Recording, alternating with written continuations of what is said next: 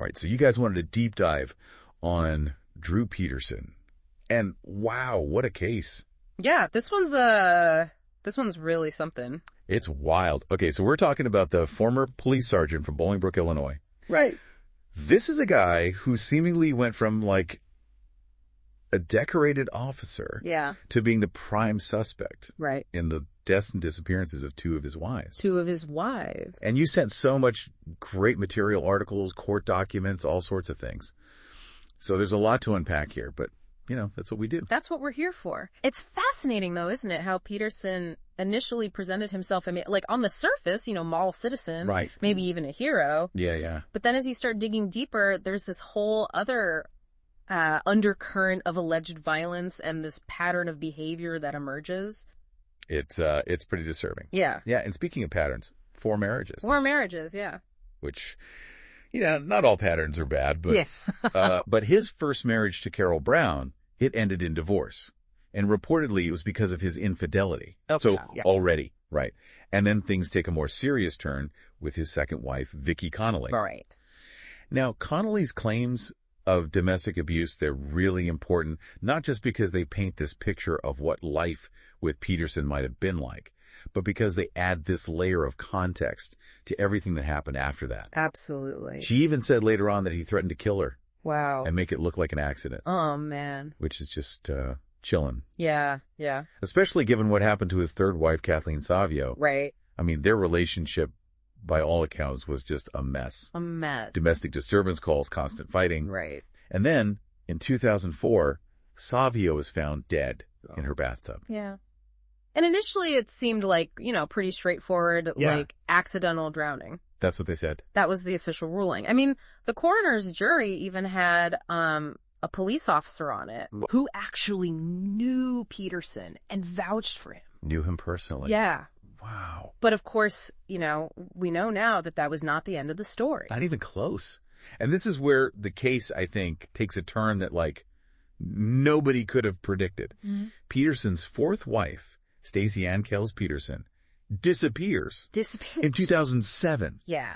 And suddenly, all these seemingly settled questions about Kathleen Savio's death come roaring back. Yeah, it's like everything gets flipped on its head. It was the timing. I mean, it was just way too suspicious, you know. It really forced investigators to take a second look at Savio's death, which led to them exhuming her body.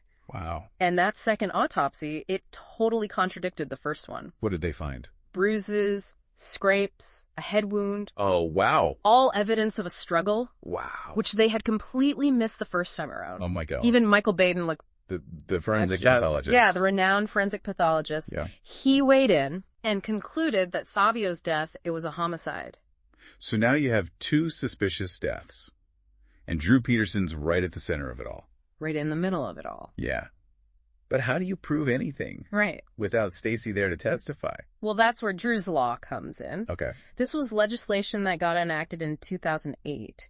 And it allowed for Stacey's previous statements about Peterson to be used as evidence in court. Oh, interesting. Specifically, the allegations that he'd confessed to killing Savio. Wow, so that was huge for the prosecution then. It was a game changer. But hold on, hearsay evidence, isn't that usually inadmissible? Usually, yeah. But this law, it was specifically designed to address situations where, you know, where a witness might have been silenced. Oh, okay. Because if someone goes missing or they die under, you know, suspicious circumstances, their previous statements could be the only way to get justice. That makes sense. Yeah. Okay, but what about Stacey's disappearance itself? Right. I mean, she vanishes. No trace. Yeah. Leaves behind her car her young children. Yeah. Peterson claims she ran off with another man, but something about that story just never sat right with people. It doesn't add up. It really doesn't. No. And the investigation into Stacey's disappearance, they really went all out. Yeah. Search warrants, they seized evidence,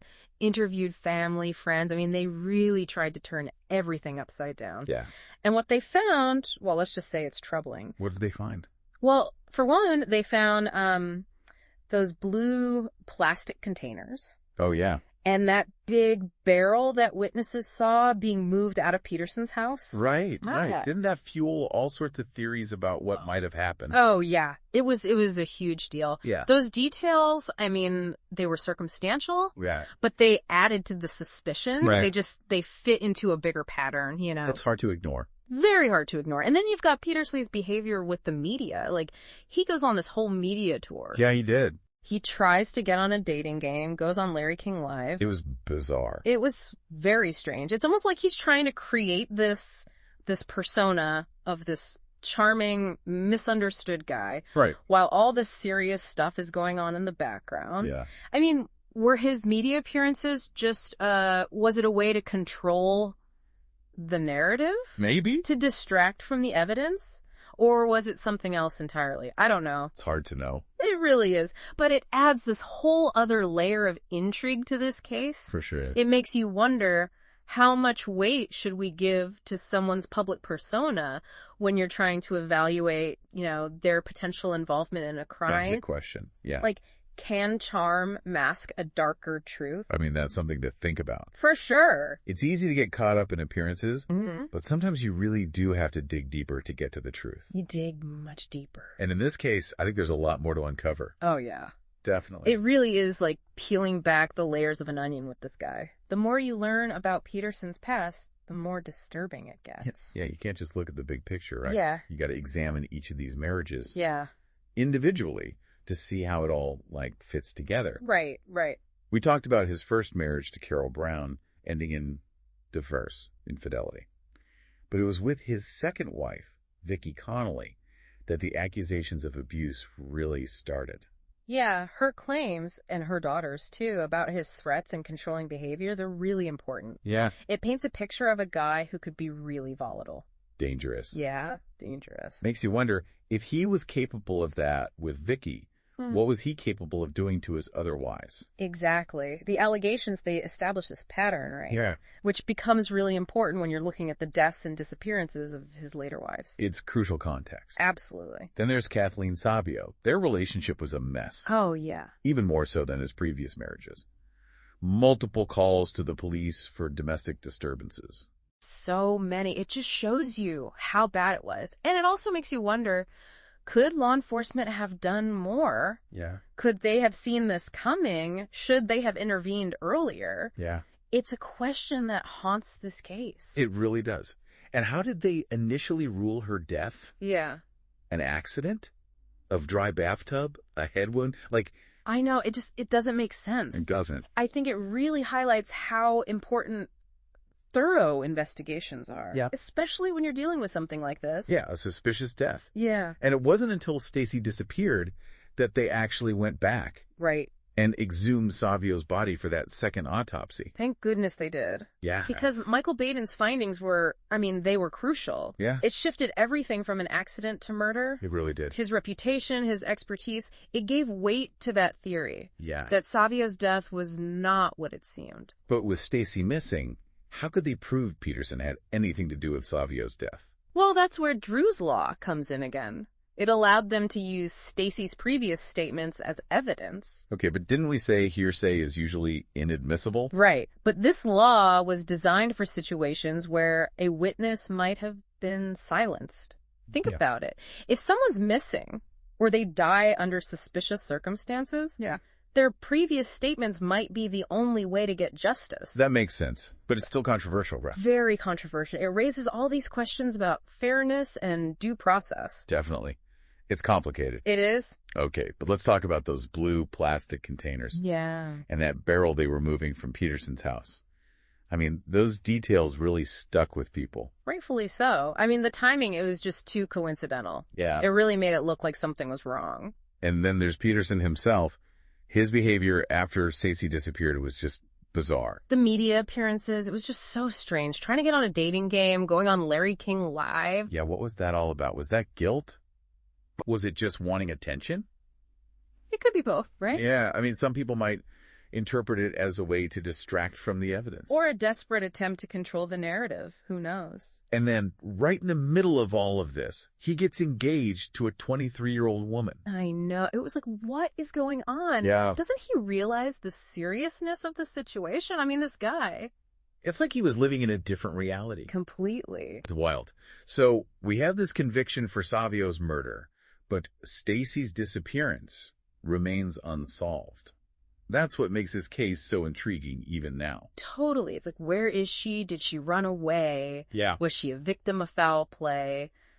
Without any evidence, we just don't know. It's a mystery. A total mystery. And now his former attorney, Joel Brodsky, is saying he knows what happened to Stacy. I know. It's a big claim. But he was Peterson's attorney. Yeah. So he would have been privy to confidential information. Right. But he's also bound by attorney-client privilege. So could he even reveal anything without getting in trouble? It's a tough one. Breaking that privilege, I mean, he could lose his license. Yeah. Face criminal charges. Wow. But if he thinks he has information that could actually bring closure to this case, yeah, he might be willing to risk it all. It's a huge dilemma. A huge dilemma. And it'll be interesting to see what he does. This case, it's far from over. I have a feeling this is going to go on for a while. I think so, too. It's just crazy how much of this case relies on these tiny little details, the circumstantial evidence. Yeah, and some of them, like those containers and the barrel, they never really panned out. Right. Like whatever happened with that witness, Rick Mims. Oh, Mims, right. Well, his testimony, it was important for the prosecution. Yeah. But, his credibility, it kind of went downhill when it turned out he sold his story to the media. Yeah. It made it look like he was in it for the money, Which never looks good. Not in front of a jury, no. Yeah. It's like every time you think you're getting close to the truth, something else pops up and just messes it all up. And then there's Thomas Morphy, Peterson's stepbrother. He's the one who said he helped move that container, but then he tried to kill himself. Yeah, Morphy's story, that's one of the saddest parts of all this. Yeah. His emotional state and that suicide attempt, it really suggests he might have felt guilty about something, but without a clear statement from him, I mean, who knows what he really knew or what his role was, if any. It's tragic. And through it all, Peterson maintains that he's innocent. He's even appealed his conviction for Savio's murder. Right. He denies everything, both Savio's death and Stacy's disappearance. But the evidence and that Drew's law, they were enough to put him away. Yeah. He's behind bars now, but he's still fighting. But it doesn't bring Stacy back. No trace, no body, no confirmed sightings. It's like she just disappeared into thin air. Yeah, that's what's so haunting about this case. We may never know what really happened to Stacy. Did she run away, like he says? Or was it something worse? We just don't know. And it's possible we never will. It's hard to imagine not having any answers. And now his former attorney, Joel Brodsky, is saying he knows what happened to Stacy. Yeah, he's making a lot of noise, but Brodsky was Peterson's lawyer, so he might actually know something. Yeah, but he's bound by that attorney-client privilege, right? Right. So can he even say anything? Can he even reveal what he knows without getting into serious trouble? I mean, think about it. It's a huge risk for him. Disbarment, criminal charges even. Wow. But he might feel like he has a moral obligation to bring closure to this whole thing. For Stacy's family, for everyone who's been following this case, it's a tough call. This whole case is just nuts. I mean, a convicted murderer, a missing wife. Yeah. And so many unanswered questions. It just grabs you, makes you think. Definitely. It's a story that really captures the imagination. And it makes you realize that even when you get a conviction, sometimes the truth, the whole truth, it stays hidden. Well, you really helped me make sense of it all. And I think everyone listening probably got a lot out of this. I hope so. It's been fascinating. Yeah. And, a little bit scary too. Yeah, it makes you realize you can never really judge a book by its cover. Truth. You got to look deeper. Exactly. And for everyone listening, this is just the tip of the iceberg. There's so much more to this story. Tons of articles, documentaries, online forums. If you're hooked, definitely check them out. Yeah. It's a case that sticks with you. Thanks for joining us for this deep dive. We'll be back soon with another case that'll keep you up at night.